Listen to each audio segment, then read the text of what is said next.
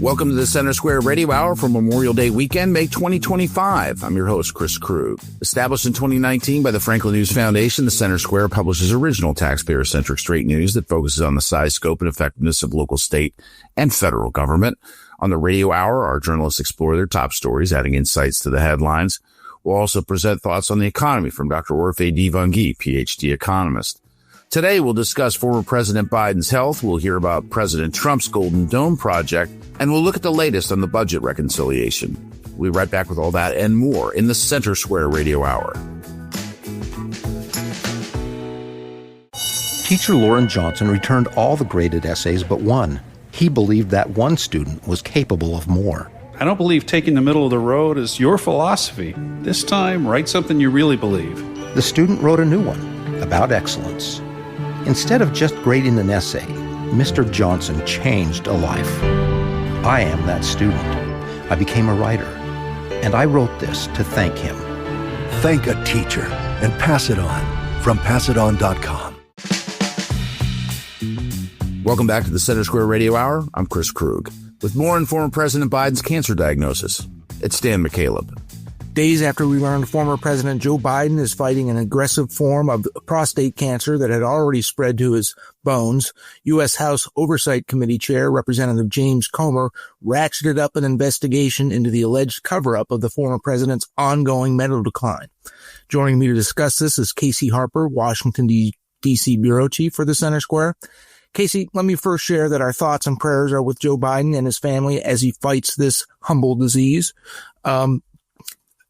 Just tell us about the cancer diagnosis first. Yeah, I mean, so the former president, Joe Biden, sort of shocked the world by revealing this cancer diagnosis, very serious, very far along, very dangerous, suggests that he doesn't have too much time left with us. And of course, I totally agree with you that thoughts and prayers are with him and his family. And of course, it's never any news you want to hear for anyone. But it pretty quickly became a story bigger than just the straightforward news, because the former president is sort of embroiled in this scandal about his mental acuity and the decline that really happened before the eyes of the American people over really like the last, 5 or 10 years. But many critics of the president, of course, mostly Republicans, but not entirely Republicans, many in the media and elsewhere, continually raised the question of Biden's mental fitness, dating back even to the 2020 campaign. And it just got stronger as Biden's decline became more obvious through 21, 22, 23, up until 24 in that fateful presidential debate last summer, where the former president really lost the plot. I mean, he became sort of incoherent on stage while debating President Trump. And that was really the end of his campaign. The media turned on him. The Democrats turned on him, began calling for his resignation. He held out for a few weeks before eventually handing things over to Kamala Harris, who it's raised sort of this ongoing question, this investigation that's been going on for a while from James Comer, as you made the point. And the question is, how long did the medical staff and the Biden family and the closest Biden staffers, one, know that Biden's mental decline was as severe as it was and then therefore covered it up? And two, how long did they know he had cancer? Because this cancer is very far along.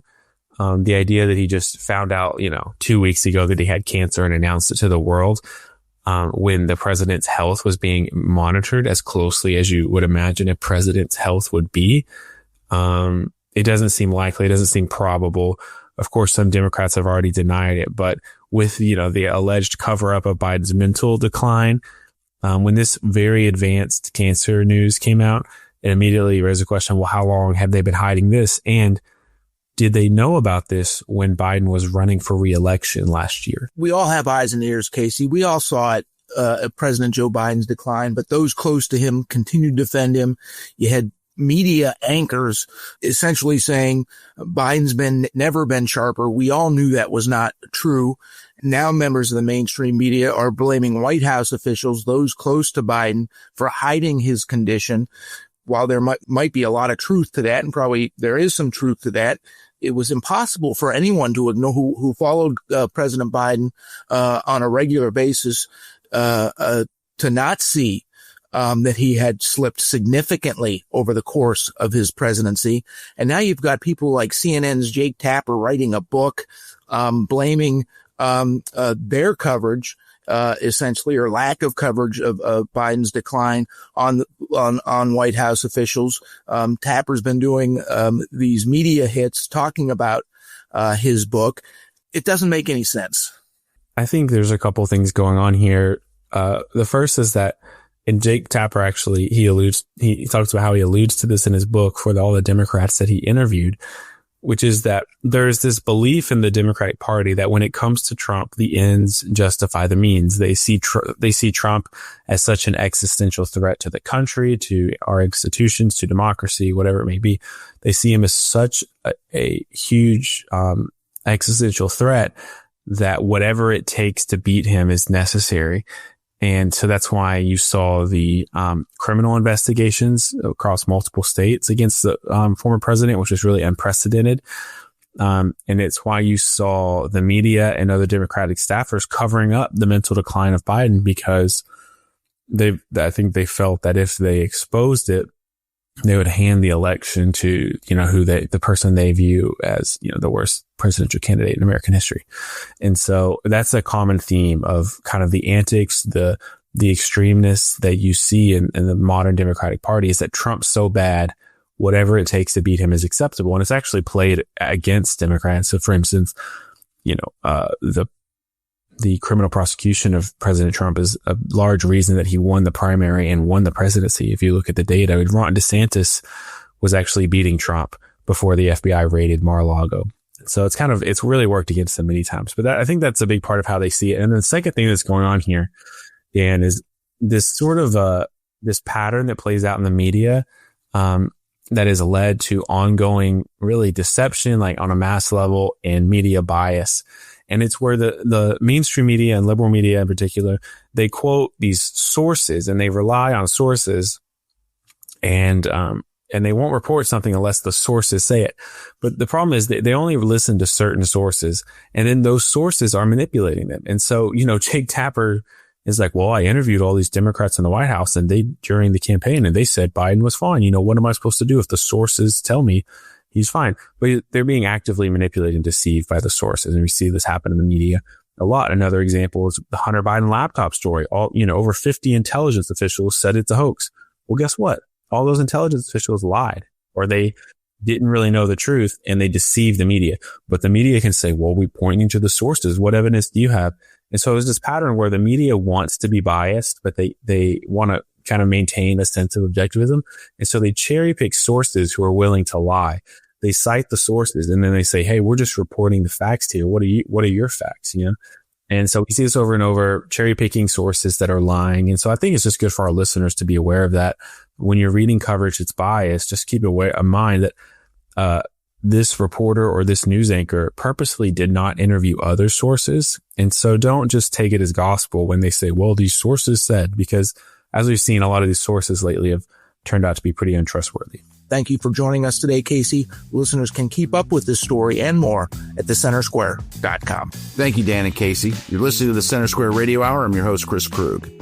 With more on the Golden Dome, let's now go to Brett Rowland. We are going to be talking about President Donald Trump's plans for the Golden Dome. This is a big one, Steve, and I know that you have a lot of knowledge on this topic. But sort of how did we get here? Have we tried this before?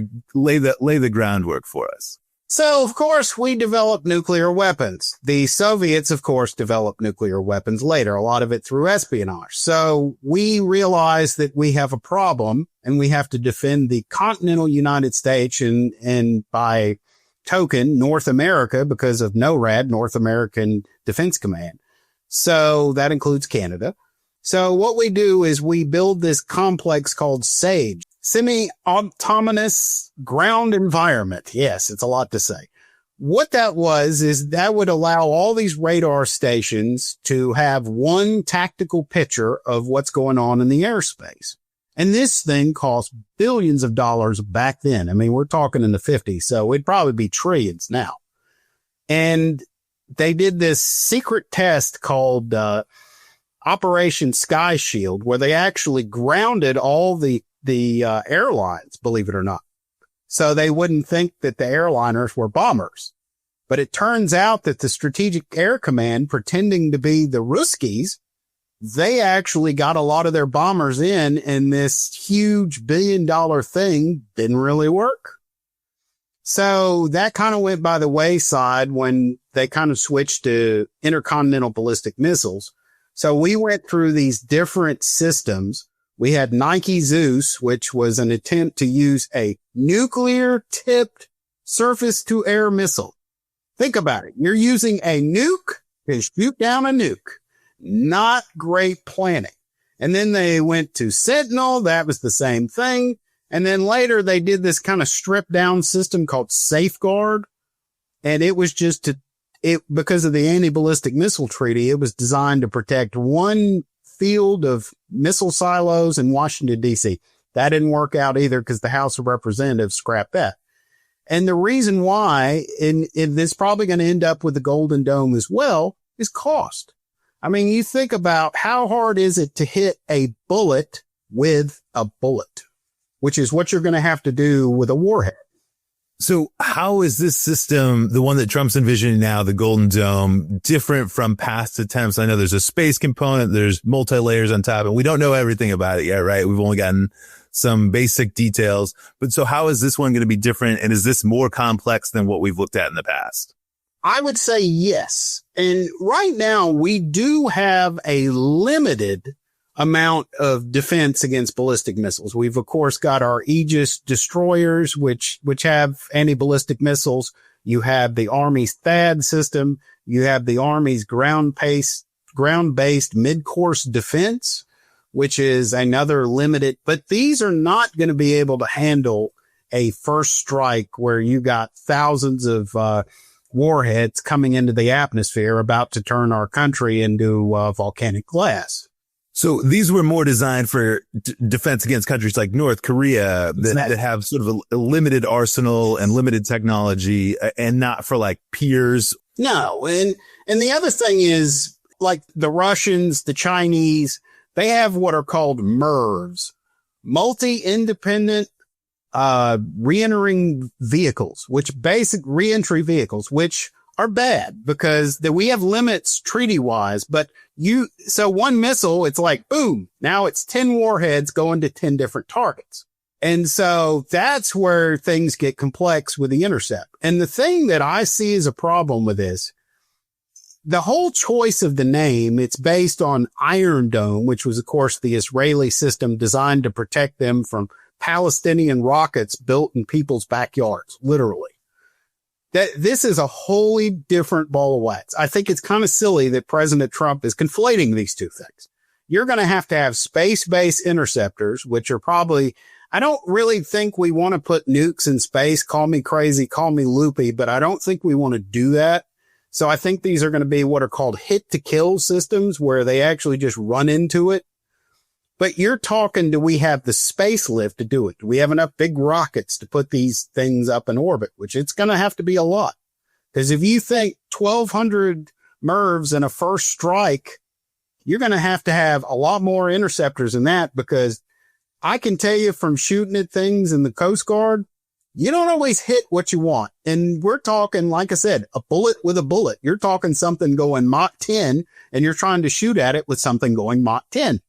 That's a lot of computational stuff there. So, sorry, this is a huge thing. It's got many challenges. Trump has given us what I would call an initial price estimate of 175, and he said operational in 3 years.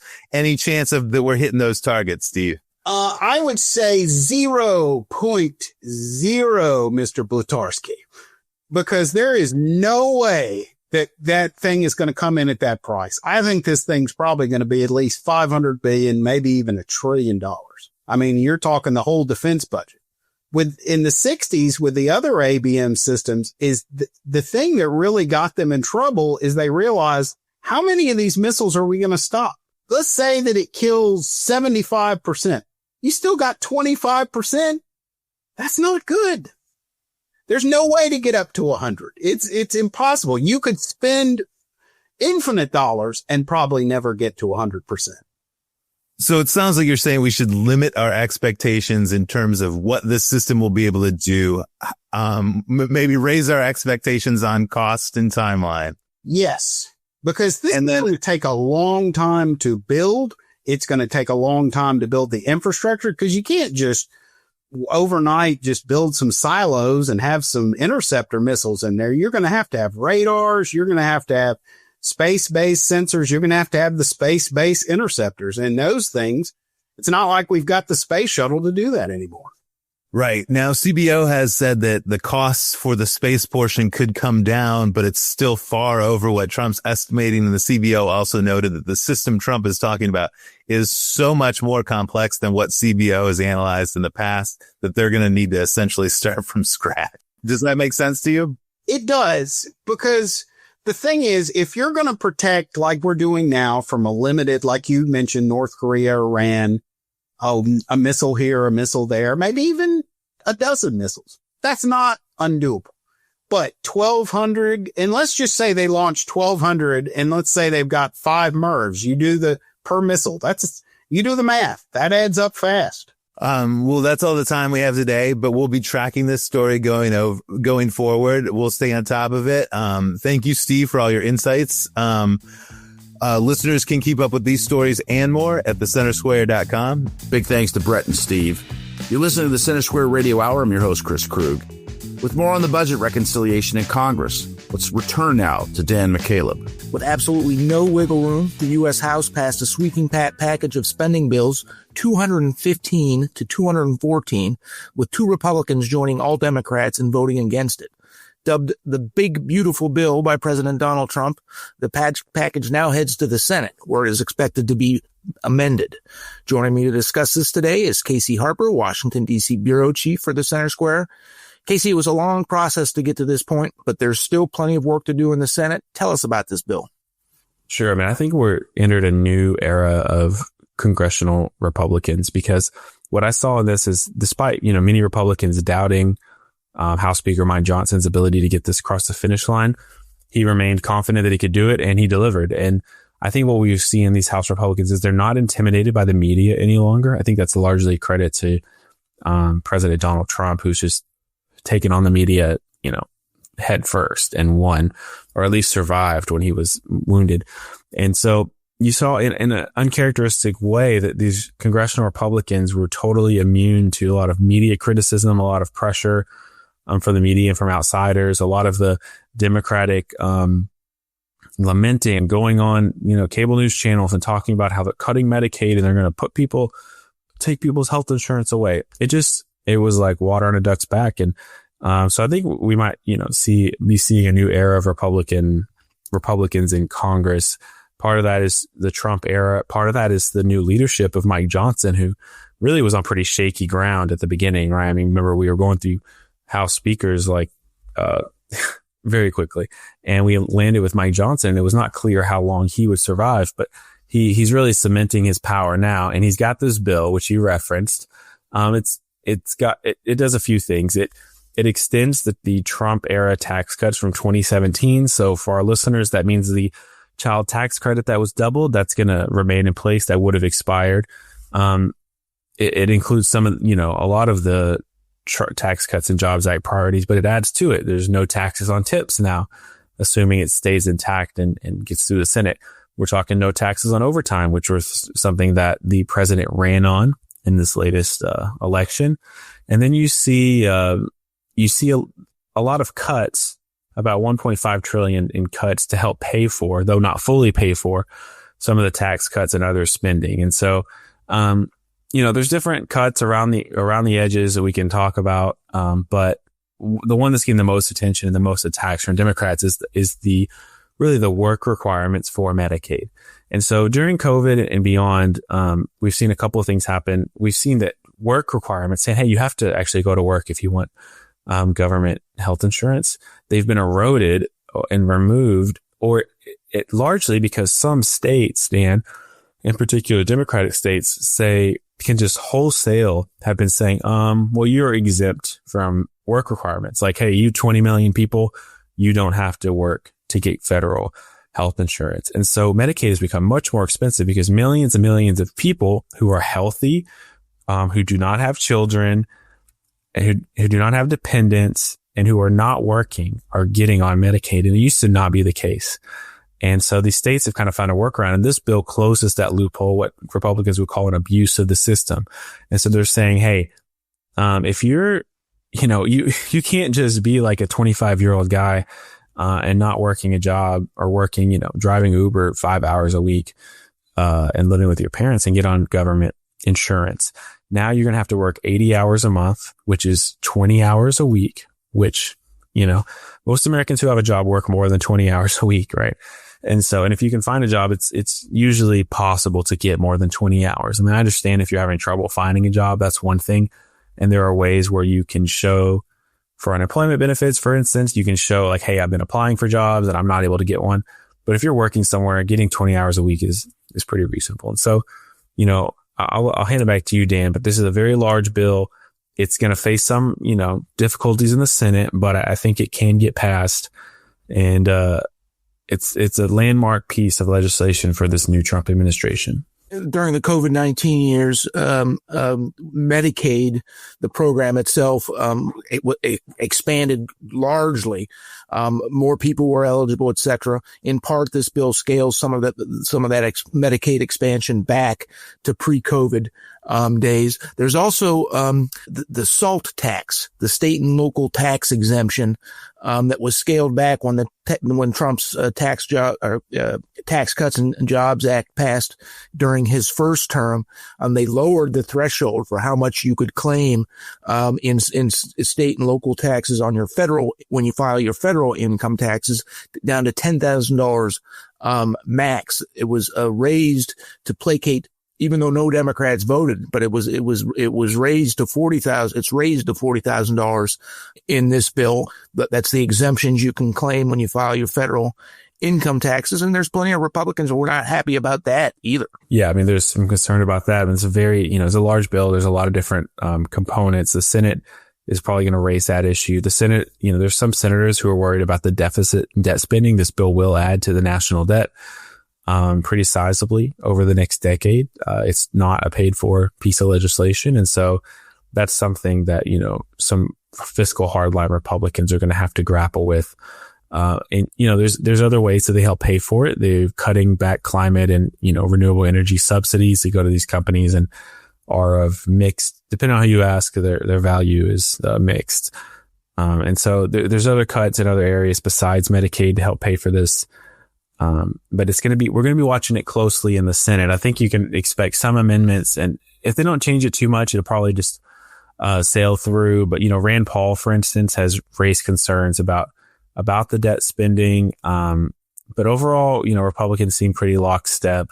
We'll see how the Senate responds in the coming weeks. But the president he said publicly, he wants to sign something by Independence Day, July 4th. So that's a, pretty good workable timeline for the Senate.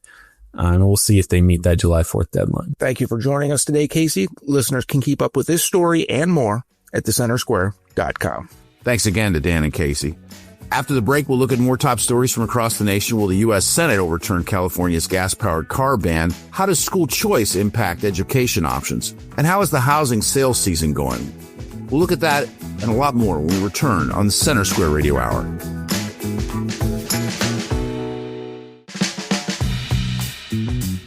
Welcome back to the Center Square Radio Hour. I'm Chris Krug. Here are this week's quick hits, some of the original reporting you may have missed at thecentersquare.com.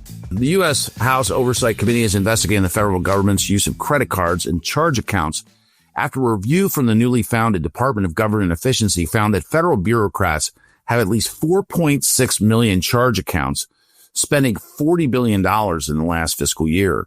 The lawmakers are pressing for answers about credit card spending on quote-unquote adult entertainment, as well as gambling, online dating sites, babysitting, massages, and more. DOJ said earlier this month that it had deactivated over 500,000 unused or unnecessary charge accounts for federal employees. President Donald Trump this week signed a first-of-its-kind federal legislation to criminalize revenge porn, or the sharing of non-consensual explicit images online. First Lady Melania Trump actively advocated for the bill, which received near unanimous support in Congress. The legislation requires the online platform where a non-consensual image is posted to take down the images within 48 hours. Almost all states have laws that make posting such material a crime, but they vary widely in definition and penalties. The Take It Down Act empowers federal prosecutors to pursue criminal charges against anyone who publishes explicit, non-consensual imagery online. Virginia Democratic Congressman Jerry Connolly died this week at the age of 75 following a battle with cancer. Connolly announced in late April that he would not be seeking re-election and would be stepping down as a ranking member of the House Oversight Committee. In November, the congressman announced he was battling esophageal cancer. Connolly's passing creates a third vacancy in the U.S. House chamber. The split of the chamber is 220 Republicans, 212 Democrats, and now 3 vacancies. A multi-agency investigation led to the arrest of more than a dozen members of Armenian organized crime syndicates operating in California and Florida. U.S. Immigration and Customs Enforcement officers arrested 13 alleged members and associates of the crime syndicates and seized firearms, approximately $100,000 in cash, and 3 armored vehicles. They were charged in 5 federal complaints with committing attempted murder, kidnapping, illegal firearm possession, and over $80 million of theft from Amazon and its retailers. The transnational criminal organization Armenian Organized Crime is affiliated with the Russian mafia and has made Los Angeles County a center of its U.S. operations, according to affidavits filed with the criminal complaints. Washington Governor Bob Ferguson repeatedly said he would look for budget savings and efficiencies before agreeing to raise taxes. But on Tuesday, the deadline for doing so, he signed Washington State's nearly $78 billion 2-year operating budget into law. The operating budget includes several tax increases, including a new business and occupation gross tax on storage units. The budget also includes increases to the state's 2 primary business and occupation tax rates on gross proceeds, an increase in the tax rate for service businesses with annual taxable revenue exceeding $5 million, and a broadened capital gains tax. You can find more on these stories and others like them from across the country at thecentersquare.com. We'll be right back with more on the Center Square Radio Hour. He ran for state office and was beaten. Started a business and failed. Ran for Congress and lost. But thankfully, Abraham Lincoln didn't give up. Persistence. Pass it on. From the Foundation for a Better Life at values.com. Welcome back to the Center Square Radio Hour. I'm Chris Krug. With more on the U.S. Senate's effort to reverse California's ban on gas-powered cars, it's Keegan Kernodle. Today we're talking about the vote to overturn California's gas car ban. I understand they just voted on this. Kenneth, what's going on with this? Yeah, this is just breaking news now. The U.S. Senate has voted to overturn California's gas car ban. This now goes to the White House for Donald Trump to sign. What happened here is the EPA in the last days in the Biden administration approved a waiver for California for its so-called Advanced Clean Cars 2 program, which slowly phases out the sale of new gas-powered cars, resulting in a complete ban on new gas-powered cars by 2035. This is significant because 11 other states and Washington, D.C. have adopted California's car emissions standards. This makes up 40% of the American auto market. These standards would have come in very quickly. Model year 2026, this is the ongoing model year for many companies already. We would have had to sell 35% of their cars as zero emission vehicles. And if you're short on credits, you'd be fined $10,000 a vehicle, at least for states that have adopted the standard at the same rate as California. The ongoing model year 2026 requirements would have applied to Massachusetts, New York, Oregon, Vermont, and Washington. With Colorado, Delaware, Maryland, New Jersey, New Mexico, Rhode Island, and DC having to take on the model year 2027 standards. This would have been a huge challenge because even in California, EV sales as a percentage of total market share has been declining. We went from about 22% in the last quarter of 2024 to about 20% this quarter. That this really suggests that Americans are tiring or maybe cannot afford EVs as they are, or early adopters have already been purchasers of these and have not been sustaining their replacements with these units. Obviously, cost is a major factor. We see that the average EV financing payment is over $700 a month. This is extremely expensive for the average American family when a lot of people feel like we're already in an ongoing recession. So why is California allowed to create its own air regulations, and why does Congress have the power to overturn these things? Well, I don't know if you've seen a lot of old movies or TV, but they're all filmed in around Los Angeles, and there was really bad smog. We did have a reason for wanting to do this.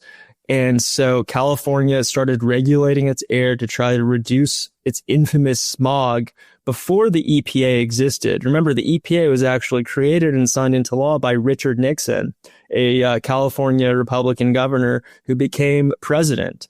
So California was grandfathered in the ability to set its own air regulations in excess of the federal standard because it predated the EPA.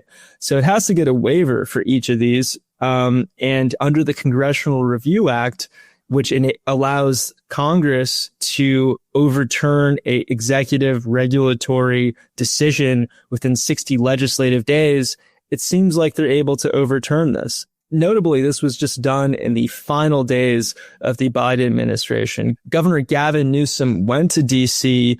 to just beg for a large number of these waivers. He ultimately only got a few of them approved. And now it's starting to seem that the few that have been approved were approved too late, and that the Trump administration and members of the Republican Party in Senate and the House are going to succeed in overturning these. What would happen then, looking forward, if a court overturns this then? That's a very interesting question, because the Senate parliamentarian blocked a similar resolution for the overturn of the gas car ban from being introduced in the Senate. It ultimately was introduced in the House, passed the House, went to the Senate. That's where a vote was held on it today.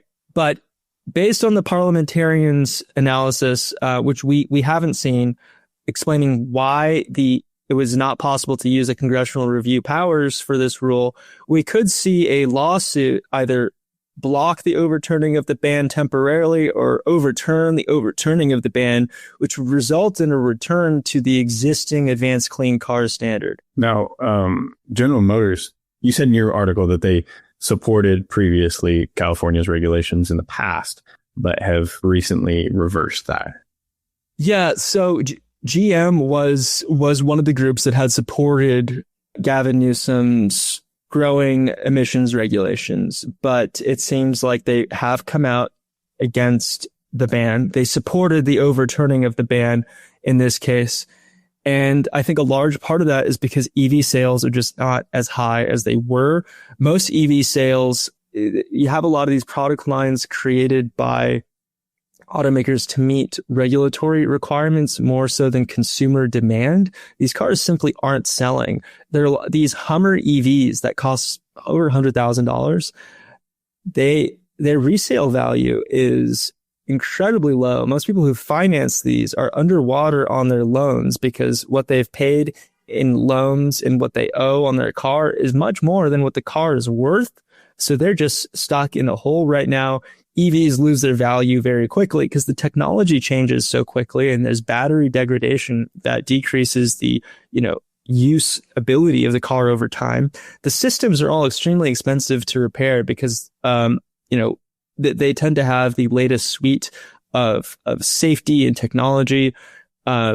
It's just very expensive to replace all of those screens and replace all of those sensors when every single body part that normally would have been, a cheap panel that you replace, now it has embedded sensors in it, and your computer car has to be reprogrammed. It's a very expensive way of existing. EVs were supposed to promise lower costs for consumers, but a lot of the technology that's been added on outside of the drivetrain is generally quite an affordable part, but all of the sensors, all of the technology has made it very expensive to maintain and keep these cars on the road, which means resale values are weaker down the line. Well, Kenneth, thank you for breaking this down for us. I look forward to keeping up with it with you, seeing where this goes after being passed through the Senate. Listeners can keep up with this and more at thecentersquare.com. Thank you, Keegan and Kenneth. You're listening to the Center Square Radio Hour. I'm your host, Chris Krug. With more on a report examining the impact of school choice policy on education options, It's Christina Lingill. With me today is our Pennsylvania editor, Kristen Smith. And today we're going to be talking a little bit about a study that looked at the use of private and charter schools across the country. Can you tell us a little bit about it, Kristen? This was a report from EdChoice, which is a nonpartisan group that really digs into school choice policies across the country. And what they found is that in states that have really broad universal school choice programs, the availability of private schools in particular has gone up. One of the big struggles with a lot of states and that have vast rural areas is that there aren't a lot of private schools. So even if they had school choice options, there wouldn't be a lot of places for them to go. And so this report is really trying to drill down and see if, are they putting the cart before the horse here, or if these policies do have the effect of bringing more schools online. And it's also important to include homeschooling here. So that is something that EdChoice is they're basically trying to quantify. They're trying to link the expanse of the school choice policy to basically the demand for private schooling and for schooling outside of the traditional public education system. This report in particular found that, yes, particularly in the states that are considered school choice leaders, which is Arizona, Florida, Wisconsin, and Ohio, that between 2011 and 2021, their numbers of private schools have gone up dramatically. Whereas in states that really don't have very strong school choice policies, such as Pennsylvania, where I'm at, they've lost almost between 200 and 400 private schools. New Jersey and New York are looking the same way. So that is something that EdChoice is saying, look, these are one of the reasons that states might consider expanding their school choice policies. So do you have a sense of how enrollment is going in regular public schools and how those two things compare right now? According to this study, back in 1999, 76% of students were enrolled in traditional public schools. In 2024, that level is down to 61%. And EdChoice is saying with current trends, if they continue, that number will go under 50% in the coming years. So that is definitely a big shift. And they are trying, because we've had states in the last several years, especially really expand what it means to have school choice. There seems to be support for the fact that this situation of students or families choosing something outside of the public education system is only going to get more popular. That being said, just because a state has something called universal school choice doesn't necessarily mean they have the money to fund it. This was a big problem that the report found. So in Oklahoma, for example, which recently enacted universal school choice through a tax credit that the state sends to the private schools in lieu of parents paying tuition, it's capped at $150 million. So once they run out of that money, anybody who applies for it is denied. And that last year was over 50,000 students. So there's a shortcoming there. In Utah, their universal school choice program provided for 10,000 scholarships, but 27,000 people applied.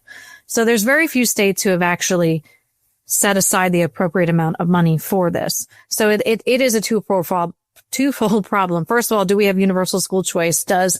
And that means open to every student, wherever they live, no matter what they make, what their families make, and do we have state support in funding to actually pay for this? So the report isn't saying, oh yes, everybody enact school choice. That's what's best. They want states to do it responsibly. And they want states to really consider it, but their hope is that more states do go down the path of the school choice leaders. Is there any indication of specific groups of students that this is benefiting? There is, it depends on the state, but historically speaking, school choice programs were founded in order to help disadvantaged students, whether they had special needs or low socioeconomic status, and they lived in neighborhoods where the schools were really struggling. Over time, that's expanded, like I said, expanded school choice to the idea that now parents shouldn't be bound by where they live, and that kids who want to go to a school over, a private school here shouldn't be held back from that if that's what their parents choose and if that's what the state can afford to divert money to. Now that in Pennsylvania, for example, that program that idea is expanding a lot more slowly. So in Pennsylvania, the proposal is that we would have a $100 million program that would benefit children who live in the bottom 15% of school districts and that their socioeconomic income was under 250% of the poverty level, which is roughly $80,000-ish a year for a family of four. So it's definitely a lot more restrictive than something like Oklahoma, where it doesn't, where no of those factors matter.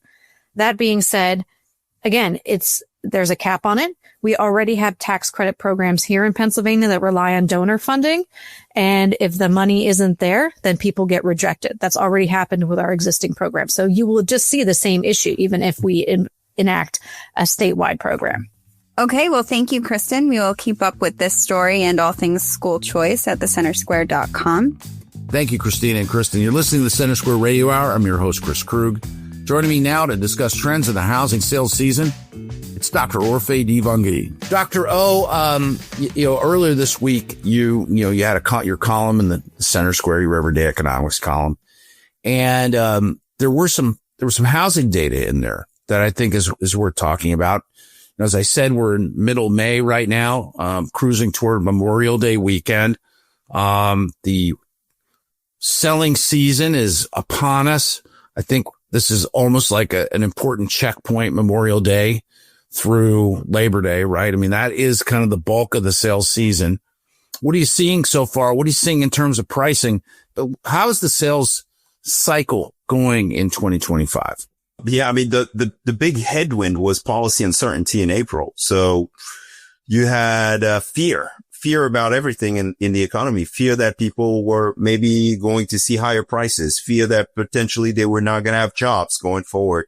And so buyers and sellers both pulled back in April, right? Newly pending home sales actually fell in April, which is kind of shocking given that this is a time where things are starting to ramp up, every year, right? The home shopping season.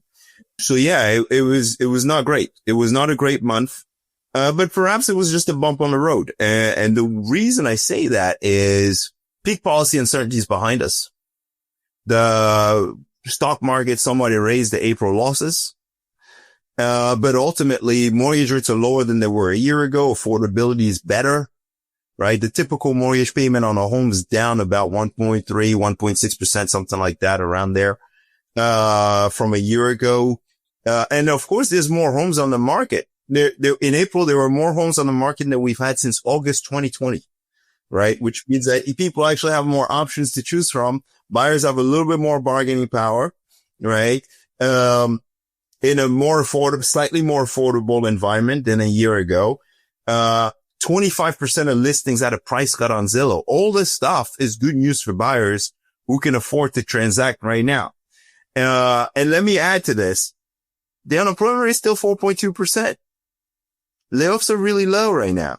So like, if people were afraid and were pausing in April, I suspect that as policy uncertainty abates a little bit, we can get some catch up activity in the months ahead, right? And so that's why I'm still somewhat optimistic that what we probably have is the peak of the home shopping season somewhat delayed from due to the fear that we got in March and April. Okay, so one of the Fed deputies, actually the Atlanta Fed president, Raphael Bostic, talked with CNBC this morning on the air. And like I said, this is Monday, May 19th that we're taping this. And he is now saying that he's looking at maybe only one cut this year.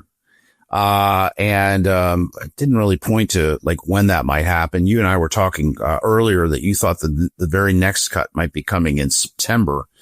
So the people who are kind of hanging out waiting for rates to go their way might be waiting unnecessarily or with no actual payoff to come. I mean, it's TBD, of course. Yeah. I mean, look, here's the reality is that the Fed just doesn't know where the economy is headed right now. They're flying blind. They need something to come from Washington, D.C. We need resolution on policy. Once we have resolution on fiscal policy, we'll be able to figure out where the economy, or at least we'll try to estimate what the impact is going to be and be able to forecast where the economy could be headed. And so that's when when you hear the Fed chair talk about uncertainty, that's what this is. They're kind of flying blind. They know where we are right now and they're trying to get ahead of where we're going. But in order to get ahead of where we're going, we need to know what policies will be in place so that we can actually forecast where the economy is going to go. And right now that's not possible. So one of the things that you had written about, this week, and I'll just pull it straight from the text here, is that you wrote recent data on housing construction has raised some red flags. Single family home building decelerated notably in April, with starts dropping to 927,000, that being a seasonally adjusted annual rate, which is a 2.1% decline from March. But then you go on to write, and a worrying 12% below April 2024 levels. We've kind of talked about the reasons why, economic uncertainty, maybe it's a little bit of slowing demand. You got some rising inventory. That's right. Rising inventory. That's right. But let's talk about rent. Zillow had obviously put out a ton of data at Zillow, but you'd revised your 2025 rent forecast upward, with single family rents expected to increase by 3.2% and multifamily rents by 2.1%. And then you also wrote this: the share of rental units offering concessions is declining as vacancy rates stabilize. So the deals that were in the market, maybe get 13 months for the price of 12, or maybe you move in and you get, some sort of like pay. The second month is free or whatever it is that they do. Free parking, all that stuff. Right. You're starting to see this stuff, that kind of the sweeteners are going away. That's right. And the reason for that is basically, twofold. The first one is, with builders pulling back, there will be fewer apartment buildings being delivered a year from now. And that's going to constrain the increase in rental vacancy rates. Right? So that's the first one. So pullback in supply is going to tighten the market a little bit. The second thing is, if you don't have as many people moving into the for sale markets because of affordability challenges. And so that's going to also put pressure on rents, right? So you got people wanting to rent longer, or not wanting to, but maybe having to rent longer. And then at the same time, you have builders pulling back on the supply of apartment buildings. And so the number of apartment units is actually not going to continue to increase. And so those two things cause the price of rentals to go up. I appreciate your thoughts as always, Dr. O. That'll do it for another week of the Center Square Radio Hour. If you missed some of today's show, you can find it wherever you find podcasts. I'm Chris Krug on behalf of everyone at Franklin News Foundation. Thank you for listening to the Center Square Radio Hour.